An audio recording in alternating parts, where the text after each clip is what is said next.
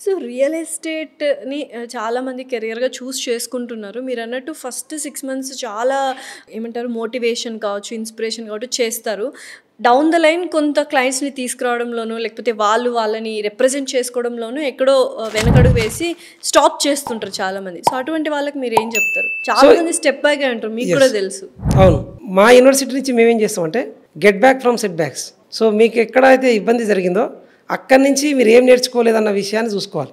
అంటే మనకు ఇమీడియట్గా రాగానే సక్సెస్ అనిపించినప్పుడు నాకెవరితో పని లేదు, నాకెవరితో అవసరం లేదు, నాకే అన్నీ తెలుసు అన్న ఒక అపోహలో ఉండిపోతుంది. సో గర్వం ఒక్కటి చాలు సర్వం కోల్పోవడానికి. ఫస్ట్ అనవసరమైన ఆత్మగౌరవాన్ని పెంచుకోకుండా మనం నేర్చుకోవాల్సింది చెక్ చేసుకొని రెగ్యులర్గా మార్కెట్ అప్డేట్ చేసుకుంటూ మార్కెట్ ట్రెండ్స్ ఎట్లున్నాయి, కస్టమర్ పల్స్ ఎట్లున్నాయి.